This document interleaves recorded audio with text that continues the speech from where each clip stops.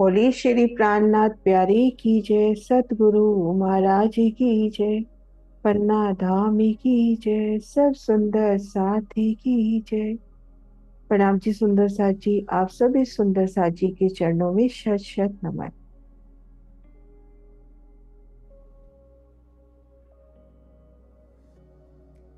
श्री अद्वैत भूमिका परम धाम को जानने के वास्ते बड़े बड़े साधु महात्मा ऋषि मुनि त्रिदेव देवता सुखदेव सनकादिक सुर नर वेदों ने कई प्रकार से कई काल तक खोज की, परंतु परम धाम को नहीं पा सके।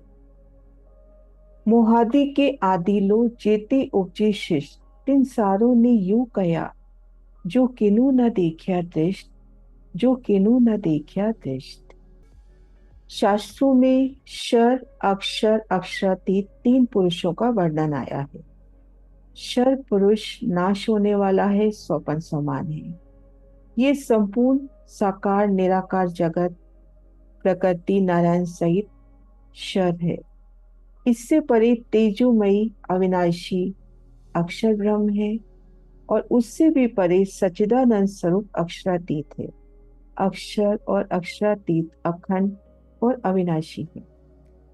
पूर्ण ब्रह्म परमात्मा को जानना है तो ये आवश्यक है कि हम माया और माया से उत्पन्न जगत को समझे, उनके कर्ता धर्ता को जाने।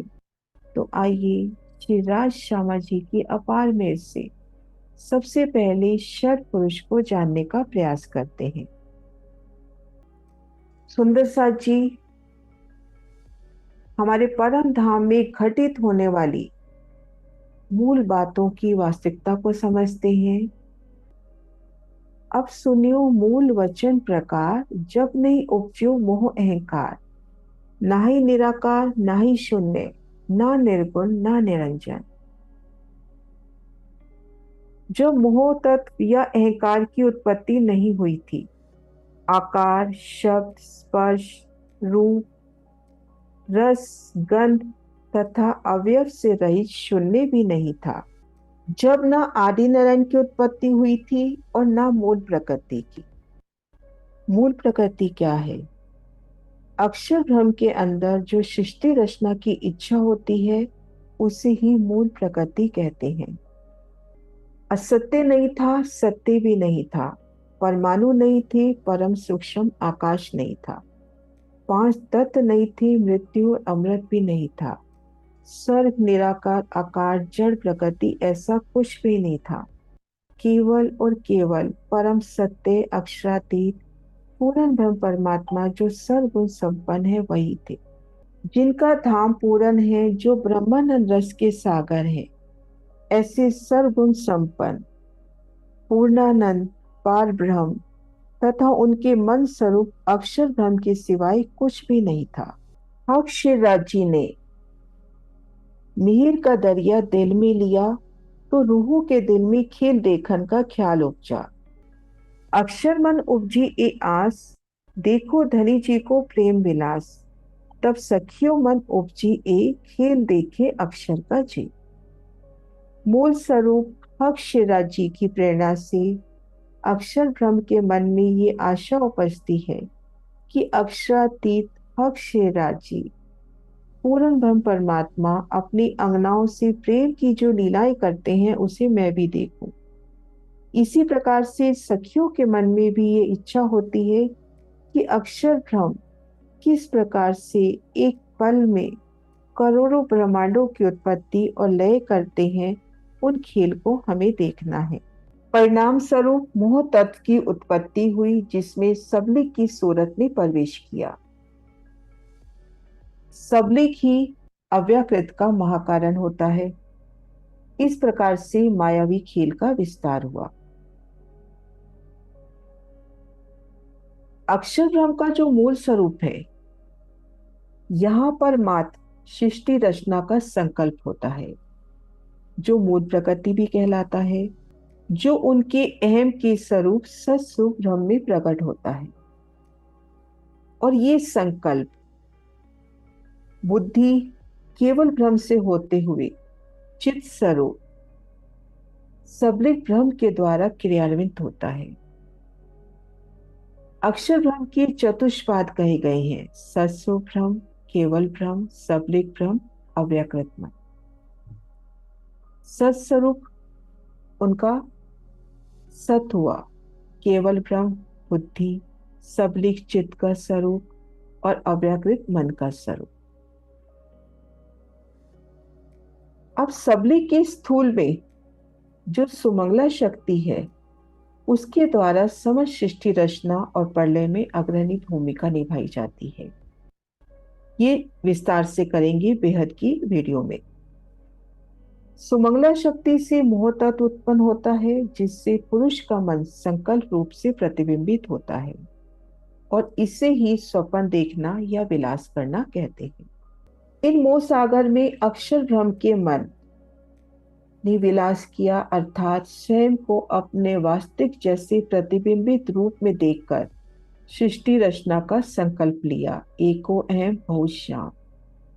मोह सागर में अक्षर भ्रम का ये प्रतिबिंबित मन महाविष्णु कहलाया, आदि नारायण कहलाया।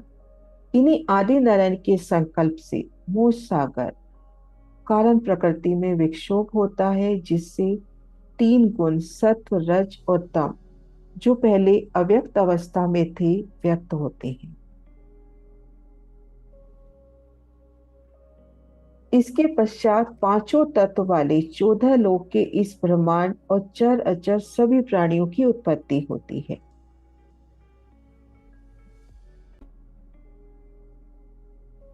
सरलता से समझने का प्रयास करते हैं। जैसा कि जाना, अक्षर भ्रम का संकल्प ही मूल प्रकृति हुआ, जो उनके अहम के स्वरूप सत्स्वरूप में प्रकट हुई। बुद्धि के स्वरूप से होती हुई चित स्वरूप सबलिक भ्रम के द्वारा कार्यान्वित हुई। सबलिक के स्थूल में स्थित सुमंगला शक्ति के द्वारा मोह तत्व उत्पन्न हुआ और मोह में विष्णु का रूप प्रकट हुआ। मोह तत्व से अहंकार की उत्पत्ति होती है और अहंकार से तीन गुणों और तीन गुणों से विराट के स्थूल स्वरूप का प्रकटीकरण होता है। वो देखते हैं। तीन गुण है: सतोगुण, रजोगुण, तमोगुण। सतोगुण से चार अंतःकरण मन, बुद्धि, चित्त और अहंकार का विस्तार होता है। रजोगुण से 10 इंद्रियों का, जिनमें 5 ज्ञानेंद्रिय हैं और 5 कर्मेंद्रियां हैं। ज्ञानेंद्रिय में आंख, नाक, कान, जीभ और त्वचा। कर्मेंद्रिय में हाथ, पैर, मुंह, उपस्थ और वायु। तमोगुण से तन्मात्रा का विस्तार होता है और तन्मात्रा से तत्व का विस्तार होता है। तन्मात्रा है शब्द, स्पर्श, रूप, रस और गंध। गंध से पृथ्वी, रस से जल, रूप से अग्नि, स्पर्श से वायु, शब्द से आकाश। इस प्रकार से तमोगुण से तन्मात्रा और तन्मात्रा से तत्व। अब पृथ्वी में देखते हैं, ये पांचों तन्मात्राएं आती हैं: गंध, रस, रूप, स्पर्श और शब्द। जल में 4 आती हैं: रस, रूप, स्पर्श और शब्द। अग्नि में रूप, स्पर्श और शब्द। वायु में स्पर्श और शब्द और आकाश में शब्द। तो इस तरह से इन तीन गुणों से विराट के स्थूल स्वरूप का प्रकटीकरण होता है और शास्त्रों में इस विराट के पुरुष रूप की कल्पना की गई है और 14 लोकों के इसके यथा योग्य भिन्न भिन्न अंगों की कल्पना की गई है। सबसे पहले हम देखते हैं कि विराट पुरुष की कमर में अतल,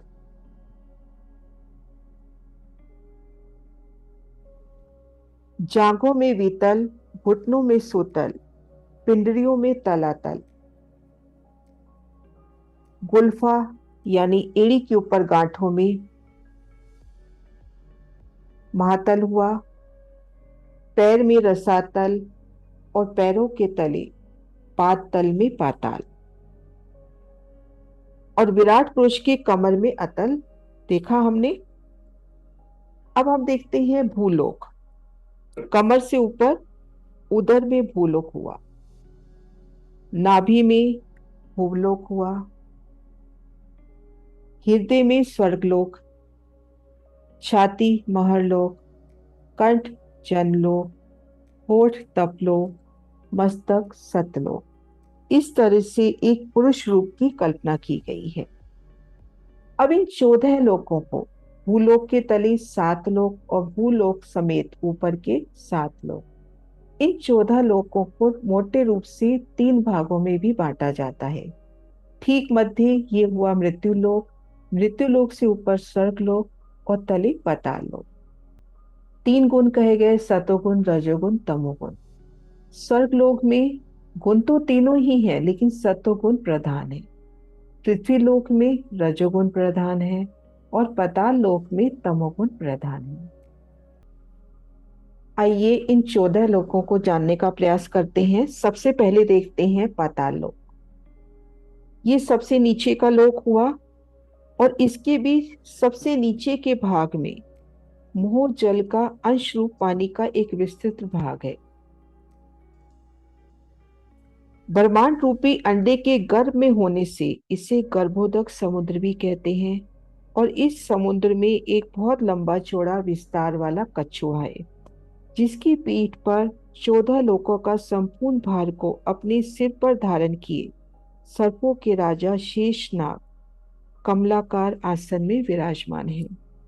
और शेषनाग की शैया कल्पित कर कर उस पर महाविष्णु का संकर्षक नामक व्यूह अहंकार का स्वरूप श्री नारायण शयन कर रहे हैं, जिन्हें शेषशाही नारायण भी कहते हैं। लक्ष्मी जी उनकी चरण सेवा कर रही हैं और शेष नारायण की नाभि प्रदेश से एक कमल नाल निकलकर सुदूर ऊपर को जा निकला है, जिनसे ब्रह्मा विष्णु महेश की उत्पत्ति हुई है। नारायण जी की श्वासों की प्रगति से ऋग्वेद, यजुर्वेद, सामवेद और अथर्ववेद स्थूल रूप से प्रकट हुए हैं। और श्री नारायण जी से 30,000 योजन ऊपर सर्पों की बस्ती है।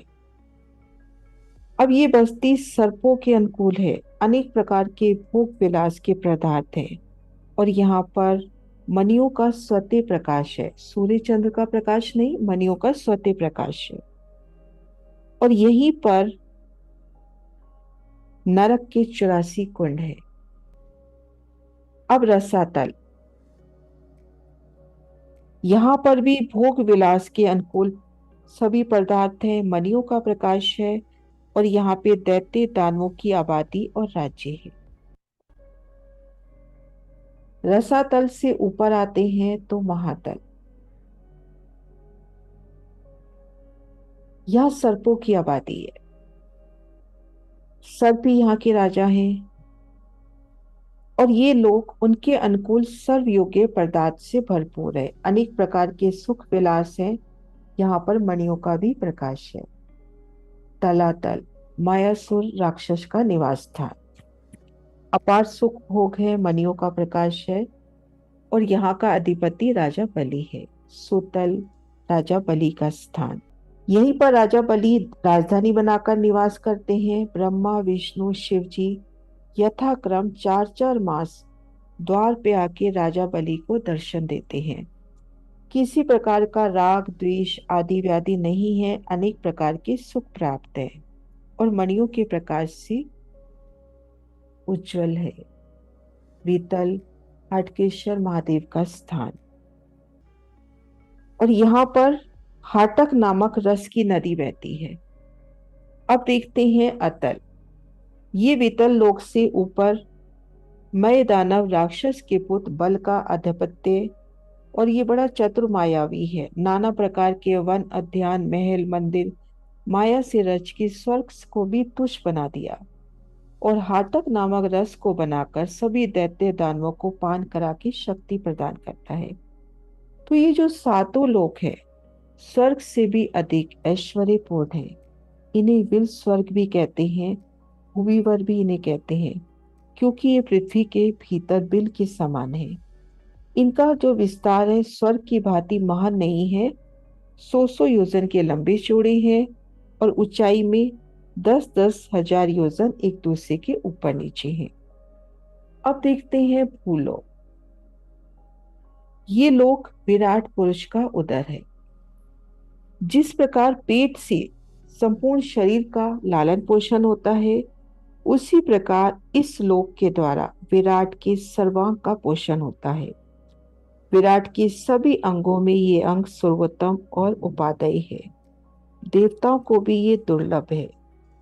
वे इसके गौरव को देखे स्वर्ग आदि समस्त मोक्ष पदों को तुच्छ मानते हैं और यहाँ के मनुष्यों को धन्यवाद देते हैं।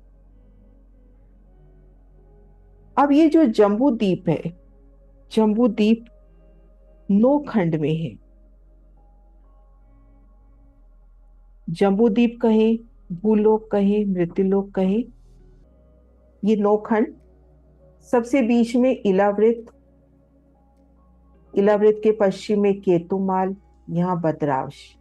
उत्तर में 3 खंड है, हिरण्य, रम्यक और कुरु। दक्षिण में भी 3 खंड है, हरिवर्ष, ये हुआ किमपुरुष, और ये जो ठीक मध्य है ये भारतवर्ष, जहाँ हम निवास करते हैं। गोलाई में है, तो इन्हें संतुलन देने के लिए घेर कर 8 पर्वतों की भी शोभा आई है। और यहाँ ठीक मध्य सुमेरु पर्वत है, जो 16,000 योजन जमीन के नीचे और 84,84,000 जमीन के ऊपर है, सुमेरु पर्वत। अब इनको घेर कर समुद्र और द्वीप आए हैं। सबसे पहले देखेंगे घेर कर लवण समुद्र, फिर पलक्ष द्वीप, इक्षु समुद्र, शालमणि द्वीप, सूरा समुद्र, पुष्प द्वीप, घृत समुद्र, कोच द्वीप, दधी समुद्र, शाक द्वीप, क्षीर समुद्र, पुष्कर द्वीप, मीठा समुद्र, आगे सोने की भूमि और लोकालोक पर्वत। ये जो द्वीप है इसे विराट पुरुष की कोख की संज्ञा दी गई। और लोकालोक, ये जो पर्वत घेर कर आया है, ये विराट पुरुष की रीढ़ की हड्डी हुई। तो इस प्रकार से ये देखते हैं कि ये जो जम्बू द्वीप है ये सबसे विशेष बताया गया।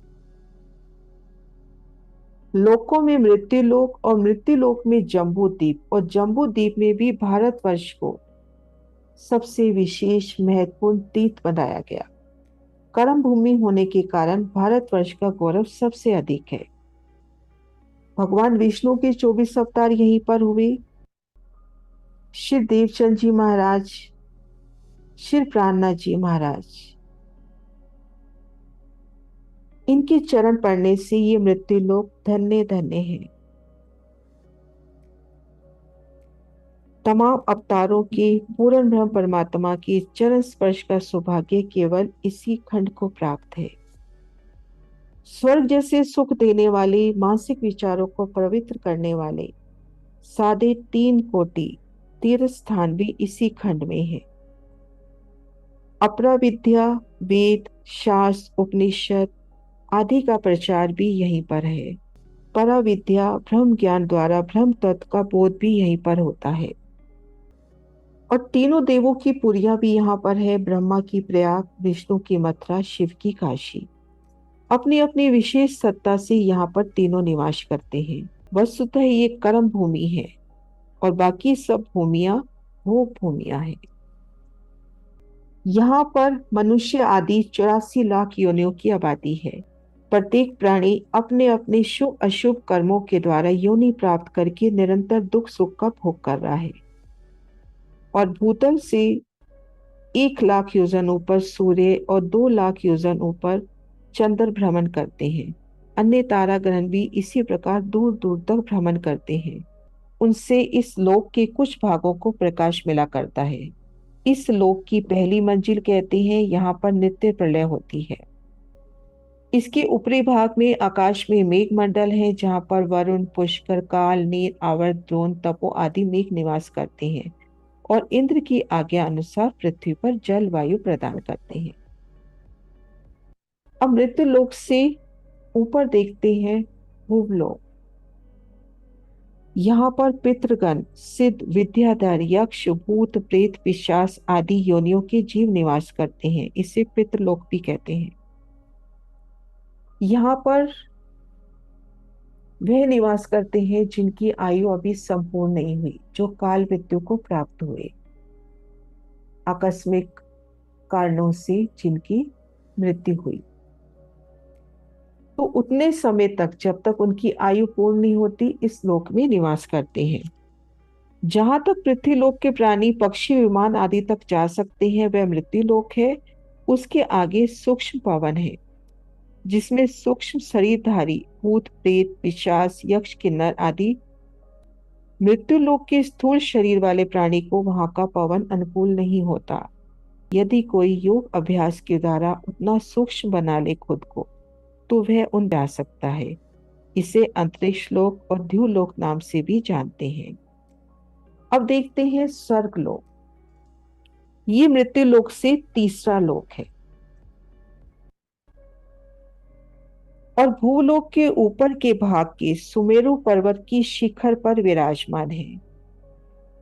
और यहाँ पर 8 पौड़ियां हैं जो द्वारपाल के रूप में विराजमान है। इंद्र वरुण कुबेर यम आदि देवों की 8 पौड़ियां 8 दिशा में है। पर जो आदि नारायण का 10वां स्वरूप इंद्रदेव है, सबसे प्रधान देव है। ठीक मध्य में इंद्रपुरी और घेर कर 8 पुरियां द्वारपाल के रूप में, 8 द्वारपाल। ठीक ऐसा ही भाव केवल ब्रह्म में मिलता है, जहाँ 8 तरफ रस और मूल में केवल ब्रह्म। ऐसा ही परम धाम में देखें, ठीक मध्य अक्षरातीत का धाम, रंग महल और घेर कर 8 सागर, 4 दिशा में, और 4 जो कोण आए हैं उनमें। तो इस प्रकार से स्वर्लोक को देख रहे हैं। यहाँ पर कल्प वृक्ष पारिजात कामधेनु के द्वारा यहाँ के देवों को यथेष्ट प्रकार से स्वर्गीय सुख कल्पना मात्र से प्राप्त होते हैं। जो लोग कर्म के बल पर अमुक समय के लिए स्वर्ग को प्राप्त करते हैं, वे पुण्य का क्षय होने पर पुनः मृत्यु लोक के जन्म मरण के चक्कर में पड़ा करते हैं। और यहाँ पर ब्रह्मा का जब एक दिन बीतता है, नैमित्तिक प्रलय होती है, तो पाताल से लेके यहाँ तक का सब नाश हो जाता है। और यहाँ पे स्वतः प्रकाश है। और ये मृत्यु लोक से दूसरी मंजिल है। मृत्यु लोक से दूसरी मंजिल महर लोक। स्वर्ग लोक से ऊपर ये महर लोक है। स्वर्लोक के आखिरी और महर लोक के नीचे ध्रुव का स्थान है, और ध्रुव स्थान भी कल्पांत स्थायी है। स्वर्ग सुख तो अधिक से अधिक नैमित्तिक प्रलय तक रहता है। यहाँ पर धर्मराज अपने गणों सहित रहते हैं। यमराज को धर्मराज महारुद्र भी कहते हैं। ये शिव जी के प्रतिनिधि स्वरूप हैं और आदि नारायण के 9वें स्वरूप हैं। इंद्र हुए 10वें स्वरूप और ये हुए 9वें स्वरूप। धर्मराज अपने असंख्य गणों सहित यहाँ पर पाप पुण्य का निर्णय करते हैं। जब पापियों को दंड देते हैं तब यमराज, और जब पुण्य आत्मा को न्याय देते हैं तब धर्मराज। कल्पांत समय में इनका लय नहीं होता, परंतु उस समय जब 10 ही लोकों का नाश हो जाता है, तब धर्मराज के सारे कार्य बंद हो जाते हैं। तब अपने गणों और ध्रुव जी सहित ऊपर के लोक में चले जाते हैं। जब पुण्य नैमित्तिक प्रलय के बाद सर्ग विसर्ग बढ़ता है, सृष्टि होती है, तो ये पुनः अपने लोक में आ जाते हैं। ये लोक भी सत्य प्रकाश युक्त है। आगे है जन लोक, ब्रह्मा के मानसी पुत्रों का स्थान। यहाँ पर ब्रह्मा के मानसिक पुत्र सनक सनंदन सनातन सनंत कुमार निवास करते हैं। भृगु मारीची अंगिरा पुलस्त्य अत्रि वशिष्ठ पुलह ऋतु दक्ष नारद आदि भी निवास करते हैं। और स्वतः प्रकाशित लोक है। तपोलोक। जनलोक से ऊपर ये तपोलोक स्वतः प्रकाशित इच्छा मात्र से मनोरथ पूर्ण होते हैं। महरलोक, तपोलोक और सत्यलोक, ये लोग योगी तपस्वी सन्यासी महात्माओं को उनके तप के प्रभाव से प्राप्त होते हैं। जो जितना विशिष्ट तपस्वी होता है उतना ही आगे के लोक में जाता है। और उन्हीं को एक प्रकार की मुक्ति का आनंद प्राप्त होता है, परंतु वह कल्प के अंत तक स्थायी रहता है, उसके बाद छीना जाता है और पुनः जन्म लेना पड़ता है। अब तपोलोक से ऊपर आता है सतलोक। यहाँ पर ब्रह्मा विष्णु महेश तीनों देवताओं की पुरियां। यहाँ पर पारिजातक, कल्पवृक्ष, मंदार, अम्बुज, नाग, उत्पल आदि वृक्षों से सुशोभित निश्रेयस नामक वन है। वहां का आनंद यहाँ की पवित्र आत्माएं भोगती हैं। यह मध्य में वैकुंठ धाम स्थित है, दाहिनी ओर कैलाशपुरी और बाईं ओर ब्रह्मपुरी। तीनों ही देवों के धामों में उनके भक्तों को सालोक्य, सामीप्य, सारूप्य और सायुज्य 4 प्रकार की मुक्ति मिलती है। जो जिस देव का भक्त है, जिस प्रकार की भक्ति को प्राप्त हुआ है, उसे उसी प्रकार का स्वरूप मिलता है। अपने अपने आराध्य देव के धाम को प्राप्त हो जाने को मुक्ति कहते हैं, जो 4 प्रकार की है। विशेष तप के प्रभाव से सालोक्य मुक्ति मिलती है, ध्यान की विशेषता से सारूप्य, भक्ति की विशेषता से सामीप्य और ज्ञान की विशेषता से सायुज्य नामक मुक्ति मिलती है। लेकिन यहाँ पे ये ध्यान देने वाली बात है कि वैकुंठ, कैलाश आदि लोक को प्राप्त करने पर भी आवागमन नहीं मिटता। कितने ही विष्णु की उपासना में लगे हैं, कितने ही प्रकृति माया में लीन हैं, जो सब प्रकार से नष्ट और चेतन है। कुछ मनुष्य शिव जी की उपासना में तत्पर है, तो कुछ सूर्य उपासना में, कोई गौरी पुरुष को ही परमात्मा मान के उन्हीं के पूजन में तल्लीन है। इस प्रकार नाना मत मार्गों में पड़े मनुष्य बार बार जन्म मरण को प्राप्त होते हैं। शिव, ब्रह्मा, विष्णु आदि देवों की नवदा भक्ति के द्वारा सगुण उपासक शैव वैष्णव भक्तजन अपने अपने इस देवों के धामों में 4 विधि की मुक्ति को प्राप्त करते हैं।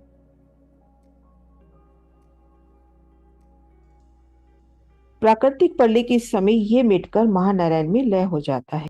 ये तीनों देव ब्रह्मा विष्णु महेश नारायण के 8वें 7वें और 6ठे स्वरूप हुए और इस लोक में भी स्वतः प्रकाशित है, और ये मृत्यु लोक से चौथी मंजिल है। तो इस प्रकार से ये हुआ 14 लोकों का विस्तार। इन 14 लोकों को घेर कर 8 प्रकार के 8 आवरण आए हैं। एक आवरण से दूसरा आवरण 10 गुना लंबा चौड़ा विस्तार वाला शक्तिशाली है।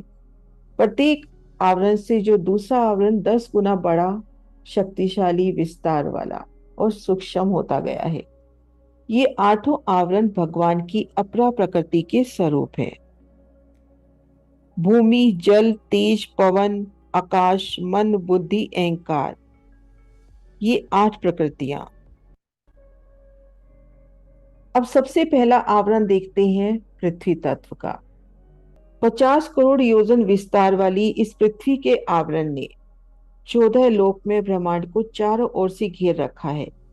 किस प्रकार से? जैसे नारंगी के ऊपर लगी हुई छिलका होती है, उसी प्रकार से ये आवरण भी 14 लोकों से बिल्कुल लगा हुआ है और अन्य आवरण भी एक दूसरे से मिले हुए हैं। पाताल में देखेंगे, पाताल शेषाय नारायण तक, और यहां देखेंगे ऊपर सतलोक में वैकुंठ है। सबको पेट में लेकर ये पृथ्वी का आवरण घिरा हुआ है। और इन आवरण के गुण हैं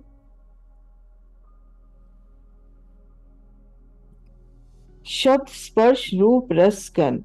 पीला इनका रंग है और ब्रह्मा जी देवता हैं। दूसरा आवरण है जल का, सफेद रंग, और विष्णु इनके देवता। तीसरा आवरण अग्नि का, लाल रंग है। शब्द, स्पर्श, रूप इनके गुण हैं और शिव देवता हैं। चौथा आवरण है वायु का, शब्द रूप इनके 2 गुण हैं और ईश्वर इनके देवता हैं। आगे है आकाश तत्व, सदाशिव देवता, श्याम रंग है और एक मात्र गुण है इनका शब्द। आगे मन का आवरण है। इनमें अनंत रंग की माया की अनंत लीलाएं हैं। बाहर से देखते हैं तो असंख्य सूर्यों का सा प्रकाश है, परंतु अंतर में घोर अंधकार है। अनंत रंग है, अनंत लीलाओं की कल्पना उठा करती है। आगे है बुद्धि अहंकार। इस बुद्धि रूपी आवरण में अनेक तरह की कल्पनाएं, चित्र विचित्र उभरते हैं। ये बुद्धि का भंडार है। अनेक मत मतांतर इसी को ब्रह्मा मान के भजते हैं। और आगे देखते हैं अहंकार का आवरण। सात्विक अहंकार शुद्ध सत्वगुण को धारण किए हैं और इनमें अनेक सूक्ष्म दृश्य प्रतीत होते हैं, जिनका साक्षात्कार योगी करते हैं। कई मत पंथ वाले इनको ईश्वर मान के भजते हैं।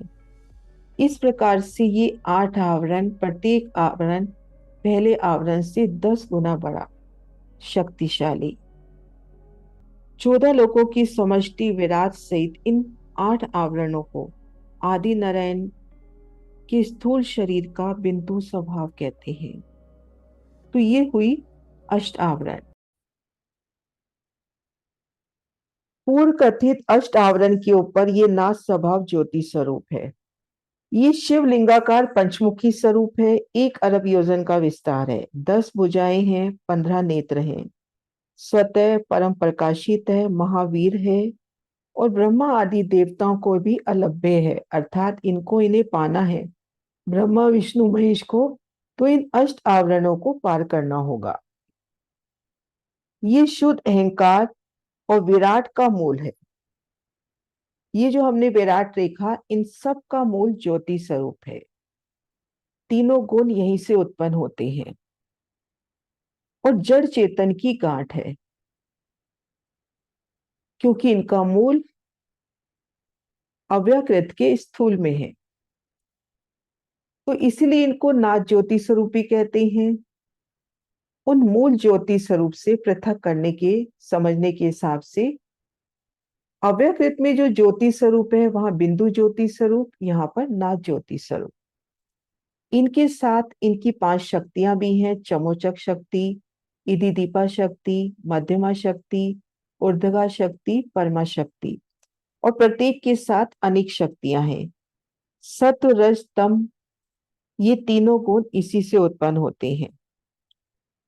ये नारायण का 5वां स्वरूप है और मृत्यु लोक से 5वीं भूमिका है। इनको व्यष्टि ज्योति स्वरूप भी कहते हैं। वास्तविक ज्योति स्वरूप का स्थान तो आदि नारायण से भी परे अव्यकृत में है और गायत्री का वास्तविक स्वरूप भी वहीं पर है। अव्यकृत में ही असंख्य ब्रह्मांडों की ज्योति समस्त जीवों की चैतन्य समष्टि का उद्गम स्रोत, जड़ चैतन्य की गांठ का मूल कारण है। वहीं से असंख्य जीवों का उदय लय होता है। प्रत्येक ब्रह्मांड के लिए जितने भी जीवों को भेजा जाता है, वे सब अपने अपने ब्रह्मांड के लिए, अपने अपने ब्रह्मांड के साथ, इस व्यष्टि ज्योति स्वरूप के साथ आया करते हैं। इसलिए जड़ चेतन की गांठ प्रत्येक ब्रह्मांड के साथ एक एक व्यष्टि ज्योति स्वरूप संगठित होता है। अक्षर ब्रह्म के एक ही पल में करोड़ों ब्रह्मांड बनते और मिटते हैं और सभी ब्रह्मांड में जीवों को लाने ले जाने का कार्य ये नाथ ज्योति स्वरूप करता है, व्यष्टि ज्योति स्वरूप। और इनकी समष्टि जो है अव्यकृत के स्थूल में है। इन्हें कई नामों से जाना जाता है। नाथ ज्योति स्वरूप, प्रणव अक्षर क्योंकि 5 तत्वों का समूह है, व्यापक ब्रह्म क्योंकि चेतना इसी से आती है, ईश्वर क्योंकि जीवों का शासक है, ओमित्य अक्षर घटघटवासी क्योंकि पिंड के अंदर चेतना, संपूर्ण जो भी चेतन पिंड नजर आते हैं सबके अंदर चेतना का जो आती है वो यहीं से आती है। एक राम दशरथ का बेटा, एक राम घटघट में लेटा, एक राम का सकल पसारा, एक राम इन सब से न्यारा। एक राम दशरथ का बेटा जो विष्णु अवतार हुए, एक राम घटघट में लेटा वो ये ज्योति स्वरूप, एक राम का सकल पसारा शेषाई नारायण, एक राम इन सब से न्यारा अक्षर ब्रह्म का मन। मृत्युंजय भी इनको कहते हैं, पंचमुखी शिव भी कहते हैं, जीव स्वरूप, महापुरुष। इस प्रकार से इनके कई नाम हैं। इन्हें ओम ज्योति स्वरूप भी कहते हैं। ओम का संधि विशेष करें तो आ, उ, मा, अर्धमात्रा और बिंदी। तो पांच तत्व, आकार से विष्णु, उकार से ब्रह्मा, मकार से शिव, बिंदु से अष्ट आवरण युक्त विराट, नाद से प्रणव अक्षर, नाद स्वभाव ज्योति स्वरूप। इस प्रकार से ये पांचों प्रणव के ही स्वरूप माने जाते हैं। इस विश्व के जीवों के हृदय में जो चेतन शक्ति है, उस पर शासन होने के कारण इसको ईश्वर भी कहते हैं। इस तरह से विस्तार देखा महाविष्णु के स्थूल में नाद ज्योति स्वरूप का। व्यष्टि रूप प्रणव कहें, ओम ज्योति स्वरूप कहें। इनके 5 मुख, 4 दिशा, 1 मध्य, 10 भुजाएं, 15 नेत्र, रंग इनका गोल और जड़ चेतन की गांठ।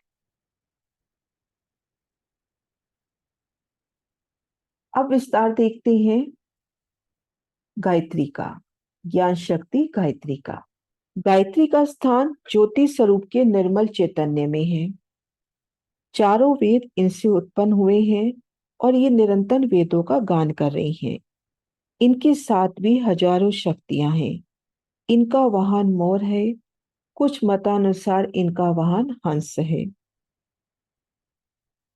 यहाँ की समस्त सामग्री श्वेत वर्ण की है और गायत्री के अंतःकरण में संपूर्ण ब्रज की और रास की लीला का प्रतिभास पड़ा है।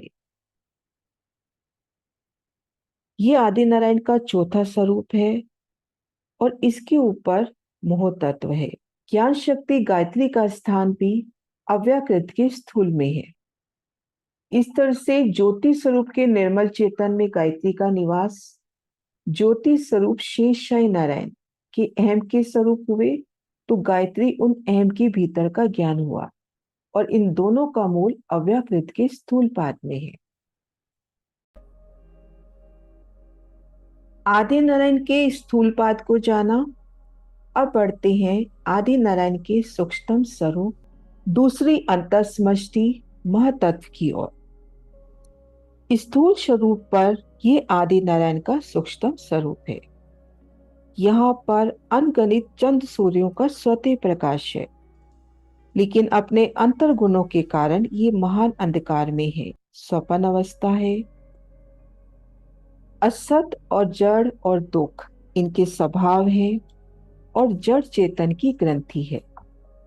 इन महातत्व का मूल अव्याकृत के सूक्ष्म में है। ज्ञान शक्ति गायत्री, 4 वेद, 10 महाविद्या इन्हीं के अंगभूत हैं। 10 महाविद्याओं के नाम इस प्रकार से हैं: काली, तारा, भुवनेश्वरी, छिन्नमस्ता, भैरवी, धूमावती, बगलामुखी, मातंगी, षोडशी और कमला। अन्य 24,000 शक्तियों सहित विद्या, ब्रह्म विद्या और सुमंगला शक्ति रहती है। यहाँ पर अनेक मनमोहक चमत्कार हैं। संपूर्ण लीला सहित ब्रजमंडल जो आदि पुरुष के शुद्ध कारण में है और रास लीला जो आदि पुरुष के शुद्ध महाकारण में है, उनका प्रतिभास भी यहाँ पर है। वेदांतियों का यही ब्रह्म है और मृत्यु लोक से ये 7वीं भूमिका है। अब ये जो महत तत्व है आदि नारायण की बुद्धि का स्वरूप है। उनका ये जो स्थूल पाद है उनके मन का स्वरूप है। 5 तत्व और 3 गुण, इनका मूल भी इस महातत्व में है। अंतर क्या है? स्थूल में ये सृष्टि का संचालन करते हैं, महातत्व में ये सूक्ष्म रूप से विद्यमान है। इनके कई नाम हैं: निर्गुण, निराकार, शब्द, ब्रह्म। और हम देखेंगे कि स्थूल में जो शक्तियां हैं उन्हें सगुण भक्ति से पा सकते हैं, लेकिन यहाँ के लिए निर्गुण भक्ति चाहिए। 3 प्रकार की भक्ति का वर्णन आया है: सगुण भक्ति, निर्गुण भक्ति, पराप्रेम लक्षणा भक्ति। अब निर्गुण भक्ति अर्थात अष्टांग योग से यम, नियम, आसन, प्राणायाम, प्रत्याहार, धारणा, ध्यान, समाधि। 8 अंग जो योगी समाधि में पहुंचते हैं, उनके अंदर जो शक्तियां मौजूद होती हैं उन्हें ही आत्मसात करते हैं। इन्हें निराकार भी कहते हैं, निर्गुण भी कहते हैं, अचिंत्य पुरुष भी कहते हैं, यानी स्थूल शरीर से जिसका अनुभव नहीं कर सके, नींद स्वरूप है। अब निद्रा में है तो बुद्धि में अज्ञान है। अव्यकृत के सूक्ष्म जो काल निरंजन है उनका ये प्रतिबिंब है। अब देखते हैं कि अव्यकृत के सूक्ष्म में जो काल निरंजन है, ये स्थूल पाद के साथ मिलकर सृष्टि की रचना करते हैं। स्थूल पाद से जो महाविष्णु प्रकट होते हैं, वह उनके स्वपन का स्वरूप है। क्षर ब्रह्मांड में महाविष्णु के सूक्ष्म में महातत्व इसी का प्रतिबिंब हुआ। तो उसी का प्रतिबिंबित ये हो रहा है कि ये जो आदि नारायण का महत तत्व है, जब ये स्थूल से मिलता है तो उसके अंदर भी विराट पुरुष की उत्पत्ति होती है, जो इसके स्वपन का शरीर है। जिस तरह से अव्यकृत के स्वपन बना, उसमें आदिनारायण प्रकट हुए। आदिनारायण के स्वपन में शेषशाही नारायण का स्वरूप प्रकट हुआ। पूरा विराट इन्हीं शेषशाही नारायण का ही विस्तार है। स्थूल पाद की स्थिति जागृत कही गई है और महातत्व की स्थिति निद्रा में, संसार की क्रिया की दृष्टि से। इन्हें महत ब्रह्म भी कहते हैं, क्योंकि यहां से मोह तत्व की उत्पत्ति होती है, जो विराट के अंदर आता है और सब में विस्तृत हो जाता है। अज्ञान का मूल भी है, क्योंकि ये जो चेतन है ये सबके अंदर मौजूद है। तो मोह तत्व का संचार यहीं से होता है। काल पुरुष, काल ब्रह्म भी कहा गया। स्थूल शरीर में जो भी सृष्टि बनती है, इसी विराट का विस्तार है। तो इन सब का अधिपति यही है कि जितने समय तक जिस सृष्टि को रखना है वो इसके अधीन है। जब लय होता है तो 14 लोक ब्रह्मांड को, अष्टावरण को, ज्योति स्वरूप को, गायत्री को अपने अंदर समाहित कर लेता है। अब देखते हैं जो काल निरंजन है, उन्होंने अपने आप को 3 भागों में विभक्त कर रखा है: अध्यात्म, अधिदेव, अधिभूत। अध्यात्म के साथ सुमना शक्ति है, साथ में 24,000 शक्तियां और है। स्वभाव है इच्छा, क्रिया, ज्ञान। अब देखते हैं दूसरी शक्ति अधिदेव। इनमें विद्या शक्ति है, महाविद्या है और 24,000 शक्तियां हैं। और इनका स्वभाव है आवरण, विक्षेप और काल। अधिभूत 10 ब्रह्म विद्या शक्ति है, जड़, असत्य, दुख इनकी स्वभाव हुआ और 24,000 शक्तियां भी हैं। तो इन तीनों में 24,000 शक्तियां, कुल 72,000 शक्तियां, यही एक शरीर में 72,000 नाड़ियों के रूप में संचालित होती हैं। तो इन सब शक्तियों के साथ ये बहुत बलशाली है। सृष्टि के संचालन में ये शक्तियां सहायक बनती हैं। अब इन शक्तियों के कार्य को भी देखते हैं कि सबसे पहले देखते हैं कि जो विराट है, विराट किससे बना है? 5 तत्वों से। 5 तत्व के अंदर चेतन है और चेतन के अंदर ज्ञान है। तो 5 तत्व तो बने अधिभूत शक्ति से, चेतना आई अधिदेव से और ज्ञान आया अध्यात्म से। अधिभूत का स्वभाव है असत, जड़ और दुख। तो 5 तत्व असत, जड़ और दुख का मूल है। ये संसार क्या है? असत, जड़ और दुख का मूल। अधिदेव का स्वभाव क्या है? आवरण, विक्षेप और काल। चेतना पे जो शरीर का आवरण आ जाता है और ये आवरण सत्य को देखने नहीं देता, तो वो विक्षेप हुआ। और काल, तो ये काल निरंजन से ही ये प्रेरणा आती है कि किस जीव के अंदर, किस सृष्टि के अंदर चेतना को कितने समय तक रखना है। और अध्यात्म का स्वभाव है इच्छा, क्रिया और ज्ञान। इच्छा हुई कि सृष्टि बनाऊं तो विराट प्रकट हुआ। वह क्रियाशील हुआ तो उसमें ज्ञान भी आया। तो ज्ञान कहाँ से आया? गायत्री से। तो गायत्री स्थूल में भी है, इन महातत्व में भी है। पहले ही देखा, ज्ञान शक्ति गायत्री, चार वेद, 10 महाविद्या इसी के अंगभूत है। और जो शरीर को चलाने के लिए शक्तियां हैं, तो वो 72,000 शक्तियां, 72,000 नारियों के रूप में क्रियाशील होती हैं। तो इस तरह से ये महतत्व का विस्तार हुआ। अब आगे बढ़ते हैं महाविष्णु के कारण शरीर में। महाविष्णु के कारण में 7 शून्य, इच्छा शक्ति, तीसरी अंतर सृष्टि, महातत्व से परे आदि पुरुष का ये कारण शरीर है। इच्छा शक्ति के नाम से भी प्रसिद्ध है। इनमें 7 महाशून्य प्रतिबिंबित हैं, जो एक एक खरब योजन के विस्तार वाले हैं। इन शून्यों से अनंत राग, तान, मीठे स्वर, अनेक रंगों की तरंगे उठा करती हैं। और इनकी शक्तियां हैं वास्तविक शक्ति, अनिर्वचनीय शक्ति, उन्मनी शक्ति, तुच्छा शक्ति, शिव कल्याणी शक्ति। इनमें उन्मनी शक्ति अत्यंत प्रचंड शक्ति है। ये स्वयं आदि नारायण की सत्ता का उपभोग करती है। और पूर्व में जो वर्णित हुए नारायण के 7 स्वरूप, इंद्र, धर्मराज, ब्रह्मा, विष्णु, शिव, ज्योति स्वरूप और गायत्री, उनकी उत्पत्ति भी इन्हीं 7 शून्यों से हुई है। अजप्पा जाप का यही स्थान है।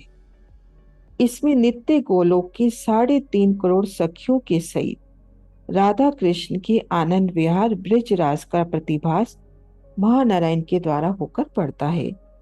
ये आनंदमयी सुषुप्ति अवस्था है। इसके ही और अनही 2 स्वभाव है।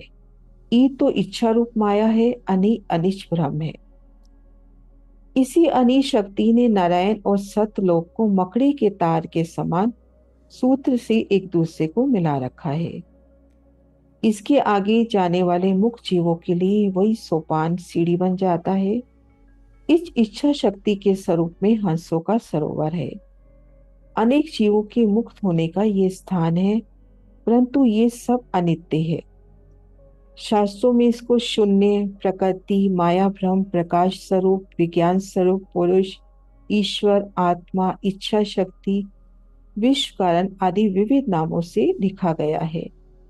और इसका भी जो मूल है वो देखते हैं अव्याकृत के कारण में है। ये देखिए,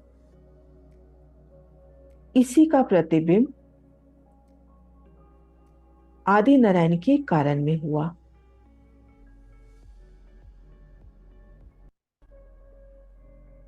तो ये वर्णन हमने देखा महाविष्णु के कारण में 7 शून्य। महाविष्णु के कारण में 7 शून्य का विस्तार जान के अब आगे बढ़ते हैं महाविष्णु के महाकारण स्वरूप की ओर। शर पुरुष आदि नारायण का महाकारण चौथी अंतःसमष्टि। महाविष्णु आदि पुरुष की 4 अवस्था, 4 स्वरूपों में विभक्त है। स्थूल जागृत अवस्था, जिनमें विराट और ज्योति स्वरूप है। सूक्ष्म में स्वपन अवस्था में महतत्व है। कारण में 7 शून्य, यहाँ पर सुषुप्ति अवस्था है।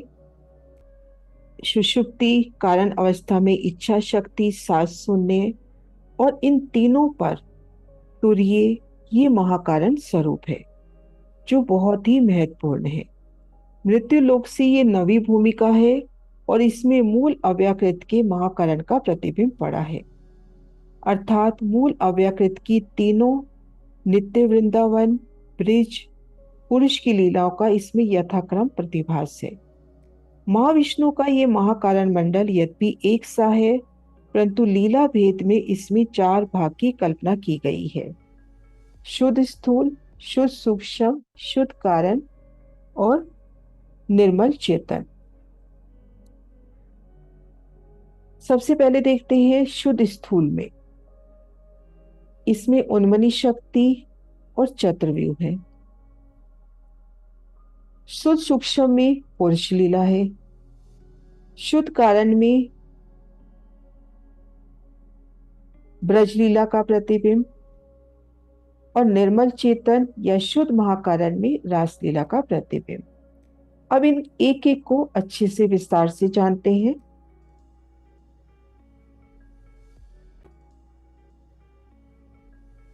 शुद्ध स्थूल में उन्मनी शक्ति और चतुर्व्यूह है। चतुर्व्यूह है वासुदेव, संकर्षण, प्रद्युम्न और अनिरुद्ध।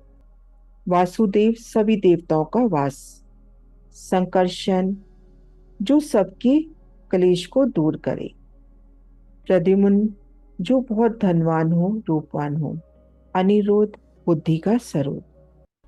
कृष्ण जी के अंदर अक्षर की आत्म, राजी के जोश के साथ ये चतुर्व्यूह भी थे। लीला रूप में भेद है, शक्तियां करने के लिए अलग अलग स्वरूप।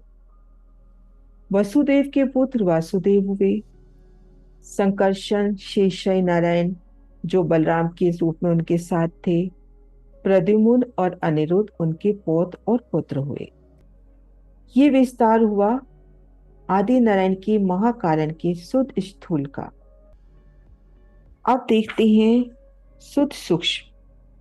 इनमें मूल अव्यकृत की पुरुष लीला सतलोक का प्रतिभास है। ये पुरुष अपने समान अनेक हंसों के साथ सदा आनंद विहार करते हैं। इन पुरुष का 16 वर्षीय स्वरूप है, अनंत सूर्यों का प्रकाश है। इन पुरुष लोक के सत्यलोक, अमरलोक आदि अनेक नाम है। यहाँ की सभी पदार्थ स्फटिक वर्ण उज्ज्वल है। इस शुद्ध सूक्ष्म में 4 दीप हैं और प्रत्येक दीप में हंस रूप सखियां सत पुरुष के साथ आनंद विहार करती हैं। यहाँ पर धर्मदास, कबीर, सतपुरुष ये 3 स्वरूप है। आदि नारायण की 3 सूरत ये और हुई। पहले 7 सूरत देख चुके, कुल 10 सूरत।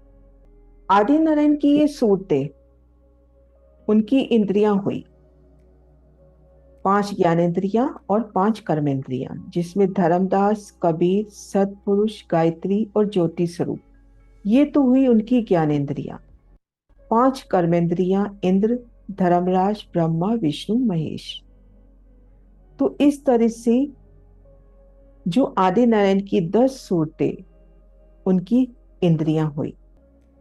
शर पुरुष आदि नारायण की ये 10 स्वरूप, 10 सूरती, यही 10 स्वरूप शर पुरुष के 10 प्राण रूप है।